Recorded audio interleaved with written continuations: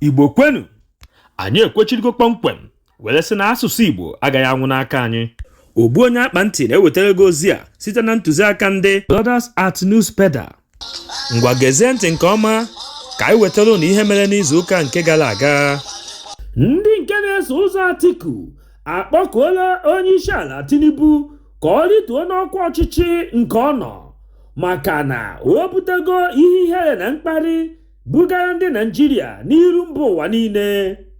Onye nke na-agbasara Atiku ozi a na-akpọ Paul Ibe kwupụtara nke a were sị na akụkọ gbasara agụmakwụkwọ Tinubu nke o si n'azụ ụlọ were gụọ abụrụgo nnukwu ihe ihere nakwa mkparị dịrị mba obodo Naịjirịa niile. O kwuru wee sị na adịghị ekpuchi afọ ime aka na emere enu emere ana na ndị ụlọikpe nke mba Amerịka galili eku ya nwere ikuku ka e were hụ ike ọkụkọ. Ogbuonyeakpanti were na-ajụ sị ọ bụrụ na Okongwu si na ya gara agha Biafra, ngwa gosi n'anyị shu ya bụ akpụkpọ ụkwụ ijiri jee agha afụghị ya anya, egbe ijiri jee agha ahụghị ya anya, o nweghịkwa ebe mgbọshiri ndara gị n'ahụ ka ezi ka ihe esi si na ị gara agha. Akụkọ mere ka anyị mara na ihe nke kpatara na Tinubu achọghị ka ndị mba Amerịka wepụta ihe o ji gụọ akwụkwọ bụ Tinubu nwere afọ abụọ mgbe o biri na mba Amerịka. Ya bụ na o nwere afa adịgboroja ma nwekwazie ezigbo afa. Ịma nke ọma na ọ bụ ihe mere ede ji wee bee nwee. Ọ bụ ihe ndị a niile mere na ọ chọghị ka ewepụta ndekọ ụlọ akwụkwọ niile ọ gara na mba Amerịka. Dịka anyị siri nụ na mgbe ọ nọ n'ikorobịa o biri na mba Amerịka, ọ kpara mkpamkpa dị iche iche nke mere na a nwụdoro ya ebe ọ na-ere ahịa ọgwụ ike, nke mere na a tụrụ ya nga afọ 5. Oge ọ pụtara n'ụlọ mkpọrọ nke a tụrụ ya, a gbara ya kpada ma bulata ya n'ala Naịjirịa. Ma dịka nwamkpi ime ụzọ ọba, o mechara banyekwa ala Amerịka nke o si na mpaghara mba Kanada were bata. Ọ bụ oge ahụ ka ọ gbanwere aha ya bụ aha nke ndị ọcha Amerịka jibu wee jide ya n'ụlọ mkpọrọ. Aha ọ zara mgbe ahụ bụ Yakini Shandele, ma lapụzie ya nwawa afa zabazie Bola Ahmed Tinubu. Ihe ndị a bụ ihe mere na o nwezi onye nke ma ezigbo aha ya nwa nne na nna ya nyere ya. Ọ bụ ihe ndị a niile mere o ji agba mbọ dị iche iche ịhụ na ndị mba Amerịka abọghọ ya ike n'ezi. Mana anyị ma akụ fecha ọ ga-adara awọ. Otu onye amụma nke si na mpaghara ala Yoruba a na-akpọ Ọba Ewulomi ekwuola na ya ga-akpọlite onye nwụrụ anwụ bụ onye otiegwu a na-akpọ Mohbad ka ọ dịkwa ndụ ọzọ. Echefukwana na onye otiegwu Mohbad bụ onye nke nwụrụ kamgbe izuụka abụọ gara aga. Enyikwaziri ya ozigbo ahụ ọ nwụrụ, ma emesịa abọnitekwa ya n'ime ini. Dịka akwa ndị ụwa na-ebe, wee sị ka akpalite ya wee nyochaa ma mara ihe nke gburu ya. Ma n'oge ugbu a, onye amụma Ewulomi amapụtago ma na-arịọ ka enye ya ohere ma nye ikike ịga ebe edobere ozu Mohbad ka ya wee hụ ya anya na anya, na ya ga-akpọlite ya n'ọnwụ ka ọ dịbakwa ndụ ọzọ. Ogbuonyeakpanti were na-asị biko ha nye ya ohere ka o buo ya nwawa amụma n'isi Mohbad. Ọ bụrụzie na ọ kpaliteghị ya n'ọnwụ, etikọ ha abụọ n'ime ini, o wee nwezie ohere nke ọma imezi ka ha abụọ bilikọta n'ọnwụ ọnụ. Maka na ọ bụghị onye ṅụjuo burukutu afọ ma nwụkwasakwuola ya agboo nke ndị Ijabuode o mepee ọnụ na-akọghịrị ihe nke juru ya ọnụ. Ngwa kirizie ya nwawe onye amụma ọgwọ ncha ka o si ada ya n'ọnụ. Mohbad, you're the resurrect. Give me access to the body, and Mohbad will live again. Pẹ̀lú àṣẹ ẹ̀mí ńlá náà tó tóbi jùlọ tó rán mi padà wá sínú ayé pẹ̀lú àṣẹ Ọlọ́run Olódùmarè. Kò jù bẹ́ẹ̀ lọ. Ẹ ǹlẹ́ o.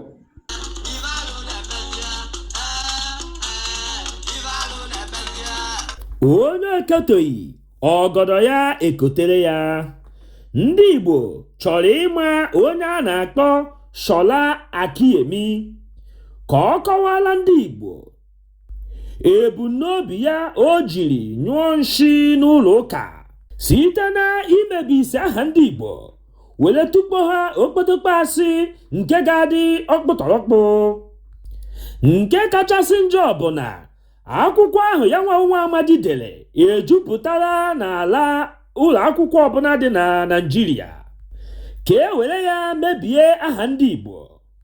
Na-egbughị oge ọbụla onye minista nke na-ahụ maka agụmakwụkwọ n'ala Naịjirịa akwadogo yawa aja akwụkwọ edere werezie manye ụmụ akwụkwọ niile nke bi n'ala Naịjirịa ka ha malite ịgụ yawa akwụkwọ.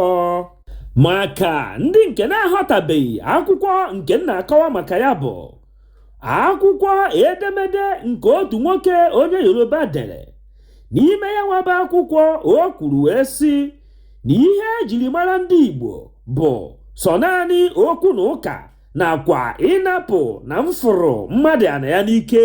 Ihe ya nwabụ Akiyemi dere n'azụ akwụkwọ nke ahụ bụ Fundamentals of Civic Education for Basic 8 JSS2 n'olu ndị iti. Akụghị akụ agbagha agba onye nke na-ahụ maka agụmakwụkwọ n'ala Naịjirịa amanyego ụmụ akwụkwọ niile ka ha malite ịgụ akwụkwọ ahụ na ndị Igbo na-anapụ ndị Yoruba na ndị Hausa ana ha n'ike. Ogbuonyeakpanti werezie na-ekwusị na kamgbe Naịjirịa jiri makọta ọnụ dịka otu obodo na onwebeghị ebe akụkọ kọrọ mgbe ndị Igbo wakporo ndị Yoruba ma ọ bụ ndị Hausa ma nara ha ala ha n'ike. Ọ bịa enwebeghịkwa mgbe ha ji akwado ime ihe dị otu a n'ọdịnihu.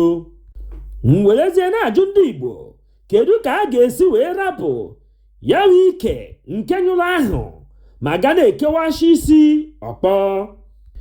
Ndị Fulani bụ ndị nke ama ama na-awakpo ala ndị mmadụ n'ike, mana onye Yoruba onye odeakwụkwọ akpọghị ha aha ma ọlị n'akwụkwọ nke o dere.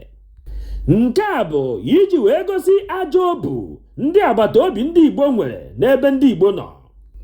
Ọ bụ ya mere ha jiri were ajọ obu ha were asị mebie obi ụmụaka nke na-eto eto ka ha na-ahụtazi ndị Igbo dịka ndị ajọ mmadụ e nwere n'ala Naịjirịa.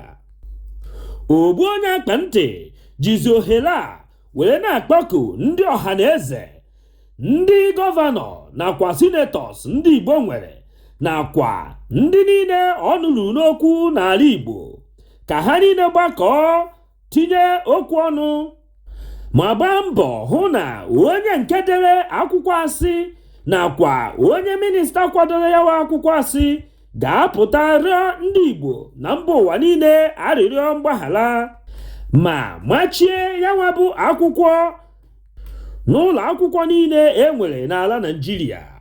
Ndị onyokomite anyị mere ka anyị mata ebe yawa bụ onye Yoruba nke dere akwụkwọ asị iji were hichaa njirimara ndị Igbo were tụgharịa akụkọ ọjọọ nke ọ kọrọ gbasara ndị Igbo.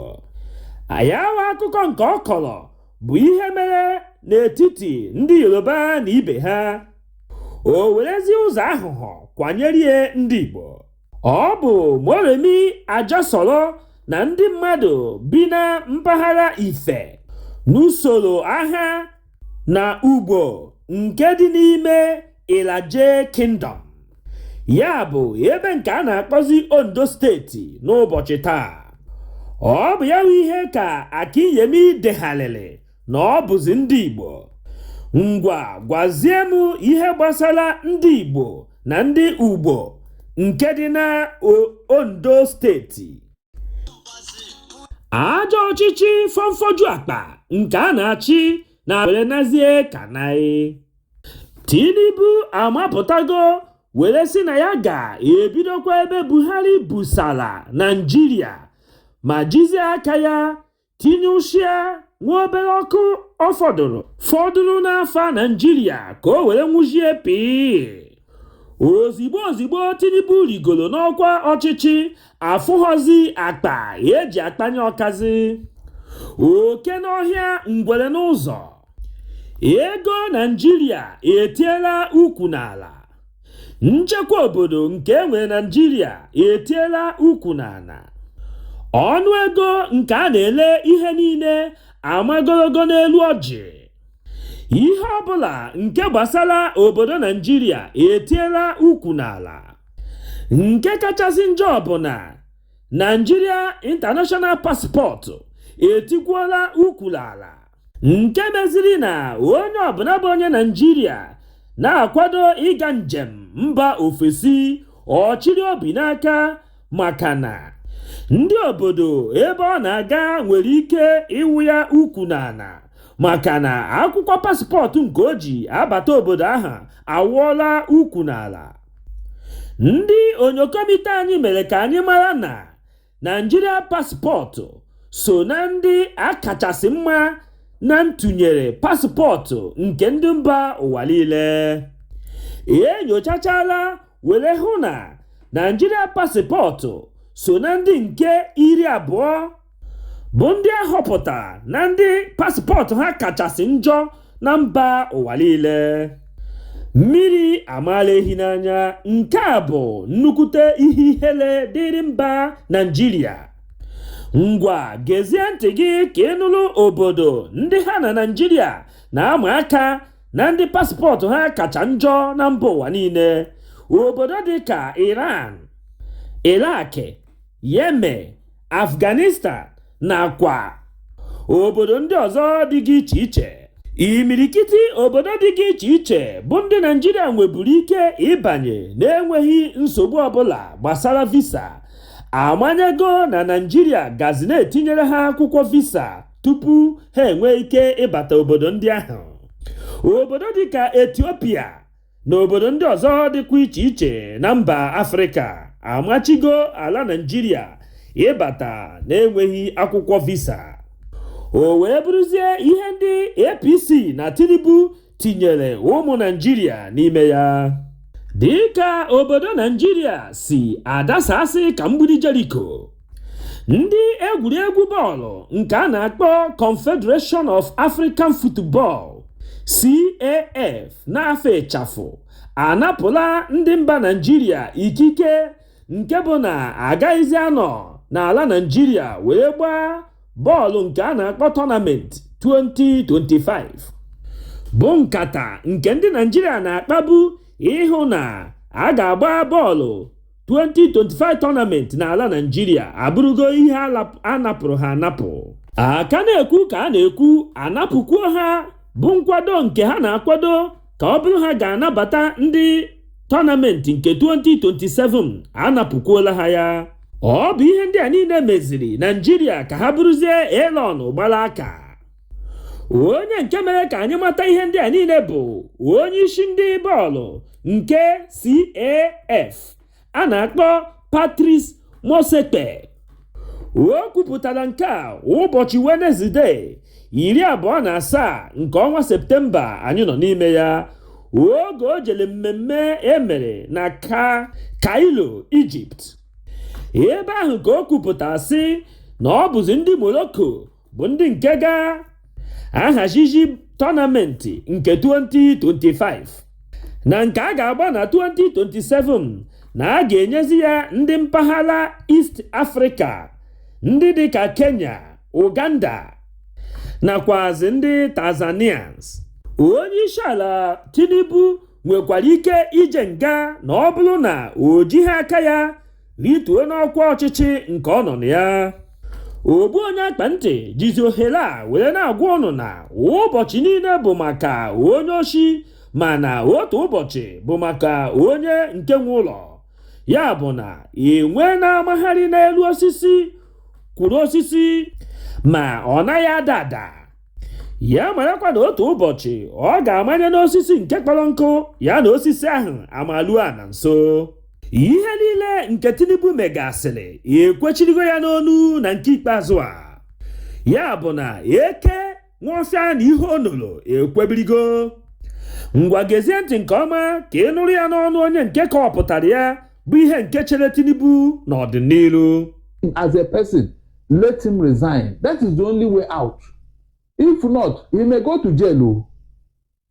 Quote me, Tinubu may go to jail. No matter how you look, Tinubu may go to jail because of what he has done. Ndị uwe ojii nke Las Vegas anwụchiela otu nwoke gbasara mgbagbu agbagburu Tupac n'afọ 1996. Nchọpụta nke a emere etegori aka a na-enyocha ya ịma ebe ya wụ mmiri si wee baa opi ụgbọgọrọ. Mana ihe mperi dịgasị iche iche na-egbu oge ịma ndị kpara nkata ọjọọ ahụ. Otu ihe ndị ọcha jiri ka anyị mma bụ na ha chọba ịma ka ihe ọbụla siri mee, ha anaghị agagide ilu ma kwụsị n'ụzọ. Ha ga-agba mbọ ma ruo n'isi mmiri ịma ka ya ihe si wee mee. Ọ ya mere na ndị ọcha mba Amerịka ekwenyeghị na onye jekata hala nke o jere eje ana ya n'iyi. Kama ha kwenyere ma kwenyeshie ike na onye jekata hala chọbazie ịkwụsị nwanne ya enyere ya aka ma jeruo na ya isi mbido na isi nkwụsị. Ọ bụ ya mere ha ji wee kwechiri na ha ga-ahụrịrị ma mara ndị nke aka ha dị n'ọnwụ Tupac. Tupac bụ nwa okorobịa onye otiegwu gbara afọ 25 nke eji egbe wee gbatọsịa n'afọ 27 gara aga na mba Las Vegas nke dị n'ime Amerịka. Ha gbagburu ya oge ụgbọala ha nke soko ọnụ kwụsịnatara n'ebe ọkụ uhie nke a na-akpọ red light nọ. Ọ bụ ebe ahụ ka eberebe ọjọọ ahụ gburu n'ime ndụ Tupac. Ndị onyokomite anyị mere ka anyị mata na aka anwụchiela ya nwa bụ nwa amadi Keith Davis. A nwụchiri ya n'ụzọ ụtụtụ ụbọchị Fraịde 29 nke ọnwa Septemba anyị nọ n'ime ya. Davis etogoli eji esu imi ma na-atụ ya aka n'ihe gbasara ọnwụ Tupac, nke mekwuru na o ji aka ya wee taa onwe ya mgbe a na-ajụ ya ajụjụ ọnụ n'afọ 2019 nke gara aga. Ọ bụ mgbe ahụ ka o kwuru wee sị na ya onwe ya nọ na ebe ahụ agbatọsịrị Tupac o wee wuru onye nwụrụ anwụ. Nke a pụtara na otu ụbọchị eziokwu ga-apụta ihe maka na adịghị ekpuchi afọ ime aka. 27 years. For 27 years, the family of Tupac Shakur has been waiting for justice. We are here today to announce the arrest of 60-year-old Dwayne Keith Davis, aka Keefy D, for the murder of Tupac Shakur. Davis was arrested this morning by my LVMPD criminal apprehension team, and this investigation started on the night of September 7th, 1996. It is far from over. It has taken countless hours, really decades, of work by the men and women of our homicide section to get to where we are today. Several of those detectives that are standing here with us include Detective Cliff Mogg, the lead detective on this case. He is now retired.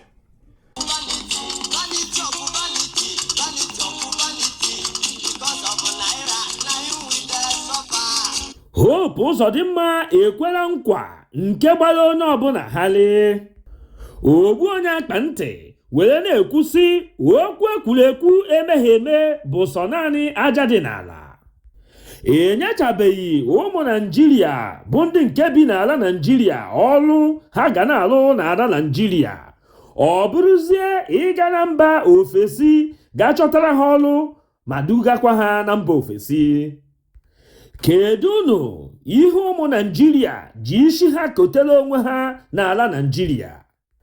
Ndị ndọrọndọrọ ọchịchị otu dị iche iche jizi ohere a ha ji azọ ma na-achọ nta vootu werezie ya na-ekwe nkwa dịka nkwa mbe kwere anyị m na-ebinye akọ n'afọ 19 kpirigidi, ma were lukwe taa onweghị nke mbe mepụtara.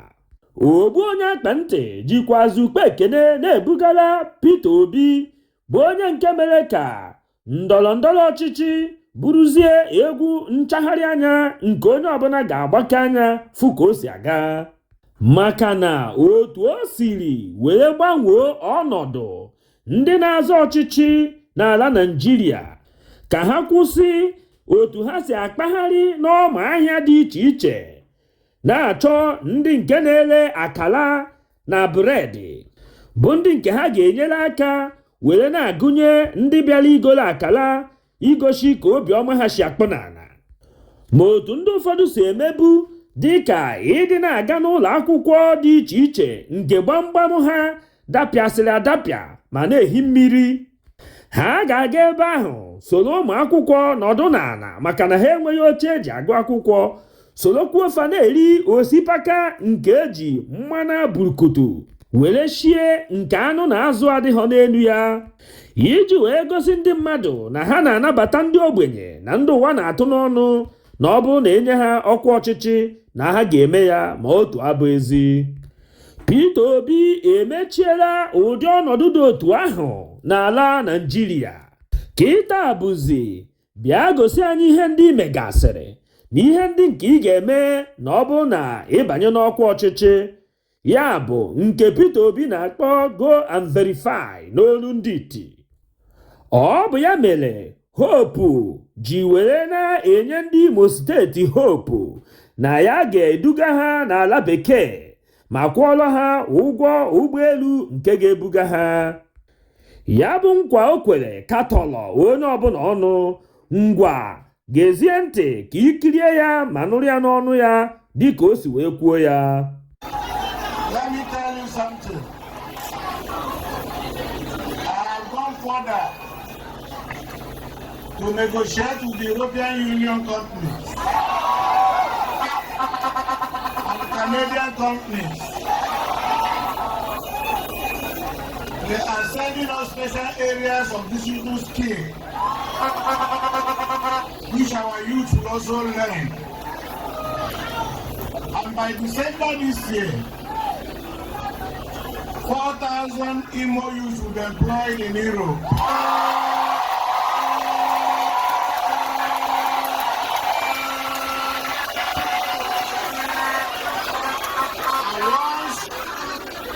And once the employment letter comes, the governor will pay for your 8 tickets. Onye ekoteghị ọgọdọ ya ekotole ya. Ndị uwe ojii nke Anambra steeti anwụchiena Reverend Fada Samuel Aniebonam nakwa mmadụ 5 ndị ọzọ so ya were bo ha na ha bụ ndị otu Masọbụ. Ma dịka anyị siri nụ n'ọnụ onye mgbasa ozi nke ndị Masọbụ a na-akpọ Maazị Chris Maọcha, o kwuru sị na ọ bụ ndị uwe ojii na-arụ ọrụ n'Ọkụzụ Junction nke a na-akpọ ndị SARS bụ ndị nke nwụchiri Reverend Fada Samuel na mmadụ 5 ndị ọzọ. Ndị onyokomite anyị mere ka anyị mata na Reverend Fada Samuel bụ onye ụkọchukwu nke na-arụ ọrụ ụkọchukwu ya na St. Patrick Catholic Church Ọka, mana ọ bụ onye Ifitedunu. O were nụ na ndị uwe ojii si na mpaghara Ọkụzụ gara n'obodo ya nwa bụ Ifitedunu were kpụkọrọ ndị mmadụ nke ha na-ekwu na ha bụ ndị otu Masọpụ. Nke otu onye n'ime ndị ahụ ha kpụkọrọ bụ Ọgọf Reverend Fada Samuel ọgọ ya nwoke onye nke gbara afọ 87 sokwa na ndị ahụ akpụkọrọ n'Ifitedunu ma kpọchie ha n'ụlọ mkpọrọ nke ndị SARS dị na Ọkụzụ. Mgbe Reverend Fada Samuel nụrụ ihe ndị a, ọ gara na nke ndị uwe ojii na Ọkụzụ ịchọpụta ihe ha mere eji were nwụchikọrọ ha ma tụnye ha na nga. Kama ndị uwe ojii ahụ ga-akọwara Reverend Fada Samuel ihe ndị ha ji mere, ha gbasiri ike ma vurukwuo ya nwa bụ Fada Samuel ma tụnyekwuo ya n'ụlọ mkpọrọ. Aka na-ekwu ka a na-ekwu ha mavurukwuo onye nke nya Fada Samuel were bịa a na-akpọ draiva ya were manyekwuo ya n'ime ụlọ mkpọrọ ahụ. O nwekwuru mmadụ 3 bụ ndị nke so Reverend Fada Samuel were gaa ije ahụ. Ndị uwe ojii ahụ kpụkọkwuru mmadụ 3 ndị ahụ gbonyekwuo fa n'ime ụlọ mkpọrọ. Mgbe ndị uwe ojii nwụchikọrọ mmadụ 5 niile ahụ wunye ha n'ụlọ mkpọrọ kpọchie ha, ha pụtazi na-ebo ha ebubo na ha niile ma Reverend Fada Samuel sozi na ndị masọpụ. Ogbuonyeakpanti were na-ekwuzi na amaghị ebe a ga-esi were kwawa onye ukwu wara. Ihe mpụ dị iche iche na-eme n'ala Naịjirịa na-agba ndị mmadụ anya mmiri. Kedụzie ka ndị uwe ojii ga-esi na-akpa agwa dịka ndị enweghị ọzụzụ ọbụla banyere ọrụ nke ha na-alụ? Omume ọjọọ dị otu a ndị uwe ojii nke Naịjirịa na-eme dịka isi na gị kpọrọ ewu ga-amanye n'ọgbụrị nakwa were ọgbụrị manye ewu ọkawa otu okwu ahụ ka ị na-ekwu. Ihe njikwu ihe a bụ ịkpọta onye nke yi akwa uwe babariga yi werezie uwe danchiki wunye ya n'arụ, onye ahụ ka bụ onye ọ bụ. Ndị uwe ojii nke a na-akpọ SARS bụ ndị nke a gara mkpagharị iwe n'ihi ajọ omume ha na-emeso ndị mmadụ, bụkwazị otu ndị ahụ ka a gbanwere na ha abụghọzi ndị SARS. Ọ ka bụkwa ofu ndị ahụ bụ ndị uwe ojii Ọkụzụ ka na-akpọ ofu mkpamkpa. Ejizi m ohere a were na-akpọku aka na-achị Anambra steeti onye ọkammụta Soludo Nwamgbafọ ka o nebanye anya bụ okwu nke eji n'aka, maka na ọ bụ ya bụ onye isi nchekwa obodo Anambra steeti. Dịka ọnụ na-ekwuru Anambra steeti ya jere ije dị n'okwu a ozigbo ka ihe dị otu a ghara ị na-emezi n'ala Anambra steeti na ala Igbo niile, ka ụmụ Igbo ṅụọ mmiri tọwa iko. O kwere nka nghọta na ndị okenye ndị Igbo, ya bụ Elders, Council of Elders, gbara ndị ala Naịjirịa, ya bụ gọọmenti etiti, akwụkwọ gbasara ihe nke ha na-apịasụ ndị Igbo n'ịza afa ha ịbụ ihe eji mara fa. Ya bụ ikpe bụ ihe ekpesibeghị, etosighọ ka e nwee ndị uwe ojii na-akpụkọrọ ndị mmadụ maka ikpe ndị Igbo na ndị gọọmenti etiti ka dị n'ụlọ ikpe. Nwamgbafọ chetakwa na nwoke ji maka ya were jide Reverend Fada Samuel na mmadụ 4 ndị ọzọ ya na ha so gbara 87. Ekwekwara ka oyi tụgbuo ya n'ime ụlọ ndị SARS nke Ọkụzụ.